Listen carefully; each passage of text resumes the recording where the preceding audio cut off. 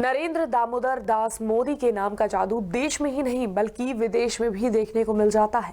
लेकिन पिछले कुछ चुनावों से मोदी और बीजेपी की लोकप्रियता का जादू कम होता दिखाई दे रहा है।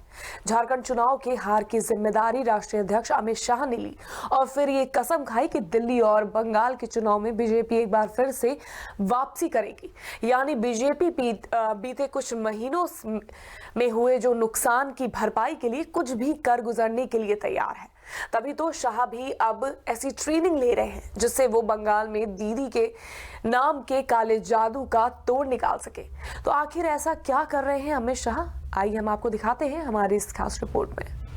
सीएबी आने के बाद एनआरसी आएगा और एनआरसी सिर्फ बंगाल के लिए नहीं आएगा, पूरे देश के लिए आएगा। चार लोग अपनी स्वार्थ के लिए भारत माता के और भारत माता के सपूतों के, मेरे शरणार्थी भाइयों बहनों के हितों के खिलाफ अगर जाते हैं तो हम भी जनता के पास जाएंगे। देश के लिए तो चुनाव महत्वपूर्ण है ही, बंगाल के लिए तो एक चुनाव अपने अस्तित्व का चुनाव है, अपने अस्तित्व का।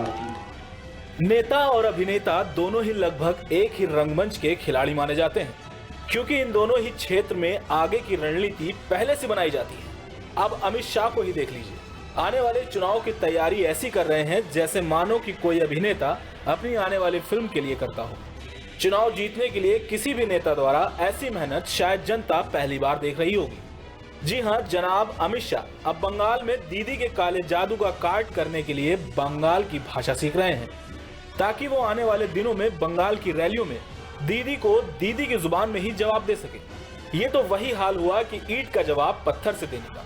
खैर, ऐसी तैयारियां हो भी क्यों ना, क्योंकि जिस तरह से बीजेपी को राज्य दर राज्य नुकसान उठाना पड़ रहा है उसे बीजेपी पचा नहीं पा रही है। बीजेपी अब पार्टी में उठे इस दर्द की दवाई ढूंढ रही है, जिसके लिए बीजेपी राष्ट्रीय अध्यक्ष अमित शाह अब फ्रंट फुट पर आकर बल्लेबाजी करेंगे और बीजेपी को हार के भंवर से बाहर निकालेंगे।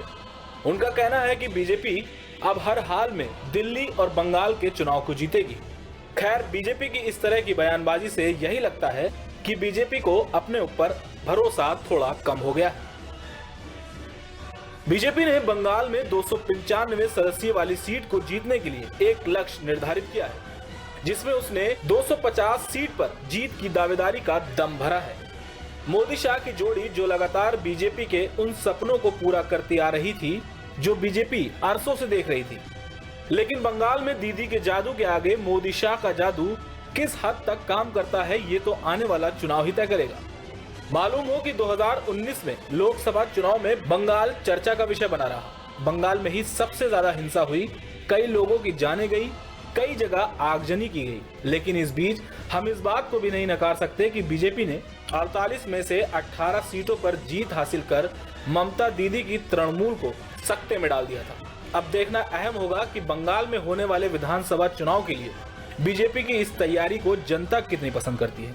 क्या लोग शाह के बंगाली भाषा के भाषणों को पसंद करेंगे और अपने सबसे बड़े हथियार मतदान का इस्तेमाल करके किसको जनादेश देती है, ये तो वक्त ही बताएगा। Output desk, prime TV India.